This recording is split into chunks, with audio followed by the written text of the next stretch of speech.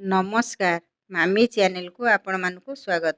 मु आज आपण मानक सहित शेयर करी बुट डाली ओलकोबी तरकारी। ताहले आमे आरंभ करिबा आमर बुट डाली आउ ओलकोबी तरकारी।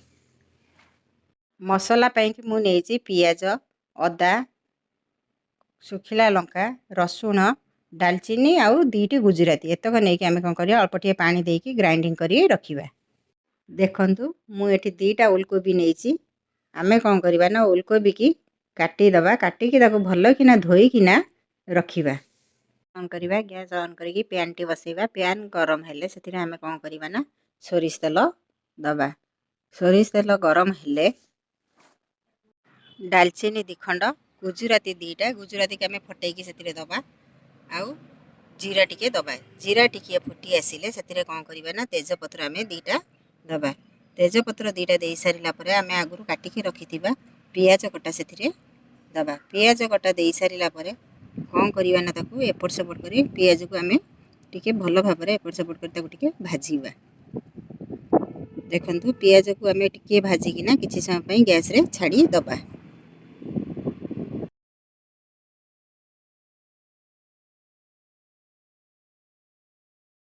पियाज टी भाजी होई आसिलानी।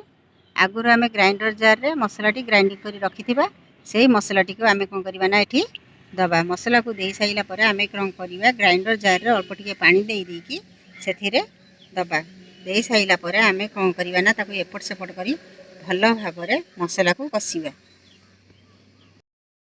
हमर मसला टिके ना को कसी होई आसिलानी। मसला टिके कसी होई आसिले आमे कोन करिबा ना सेथिरे हळदी गुंड दबा, लंका गुंड दबा।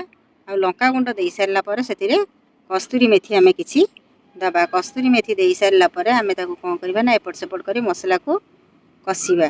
देखंतु मसला टी हमर एम्ति कसिबा। मसला टी जो पर्यंत कसी न होई छै आमे ताको मसला को एई भली भाबरे कसुथिबा।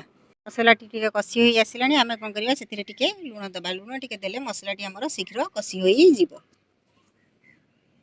टिके कसी होला परे आमे कोन करिबा ना सेथिरे धनिया पाउडर अल्प आउ जीरा पाउडर किछि दबा। जीरा पाउडर देकी आमे ताकू भलो गिना एपट सेपट करी आउ टिके कसिबा।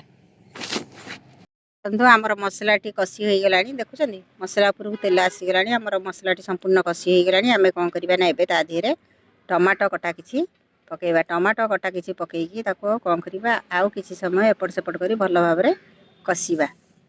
बंधु टमाटो हमर टिके नरम होई आसिलानी। सेथिरे कोन करिबा ना आमे ओलकोबी कटाटी पकेइबा। मु जो ओलकोबी टे काटी किना धोई किना ताकू रखिथिली सेही ओलकोबी कटाटी आमे एठी पकेइबा। ओलकोबी कटा को पकेइकी ताकू कोन करिबा एपट सेपट करी भलो भाबरे गोटे मिनिट पई ताकू भलो किना कसिबा। देखंतु गोटे मिनिट पई आमे ताकू गैस रे छाडी दबा। देखंतु किछि समय हेई गेलानी। किछि समय पर आमे कोन करिबा ना सेथिरे लूण दबा। स्वाद हिसाब रे आमे सेथिरे लूण टी दबा। लूण देई साइला परे आमे आगुरु कोन करिया 4 घंटा आगुरु आमे बुट डाली की बतुरेई की रखिथिबा।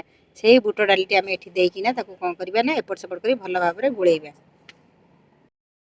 किछि समय हेई गेलानी। आमे एपट सेपट करी ताकू गुळौथिले सेथिरे कोन करिबा ना आमे किछि पानी दबा। पानी देई सारला परे आमे कोन करिबा ताकू भलो किना एपट सेपट करी गुळेइ दबा। गुळेइ देई किना आमे कोन करिबा ता ऊपर ढांकुणी टी देई दबा। ढांकुणी टी देई दे आमे ताकू 30 सेकंड पई गैस रे बसेइबा। आमे कोन करिबा ढांकुणी टी खोलिबा। ढांकुणी टी खोलिकी सेथिरे गरम मसला चामच दबा। मु ए जो गरम मसला टी नेछि मु एथिरे नेछि धनिया, दालचीनी, जायफळ, जायत्री मु एतक भाजी किना गुंड करिकी रखिथिली। हेई गेलानी। गोटे मिनिट पर आमे कोन करिबा ढांकुणी टी खोलिबा। ढांकुणी टी खोलिकी ताकू एपट सेपट करी भलो भाबरे गोळेइ दबा। गोळेइ देइकी देखिबा जे हमर परिबा अधा सिझी आसिलानी और अधा सिझिबो। तेणु करी आमे कोन करिबा ना आउ थरे ढांकुणी टी देई दबा। ढांकुणी टी देई आउ 3 मिनिट पई गैस रे बसेइबा।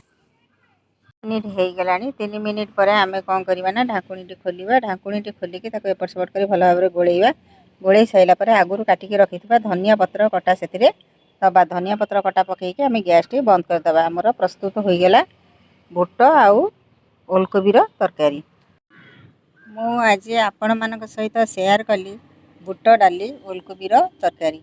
आपण माने एई भली भाबरे घरे थरे निश्चय करिवे। आपण माने एई भली भाबरे मो चैनल को ग्रो करंतु। मते आगु को बढ़िबा को दियंतु। आपण माने मते कमेंट बॉक्स रे कमेंट करी जणांतु।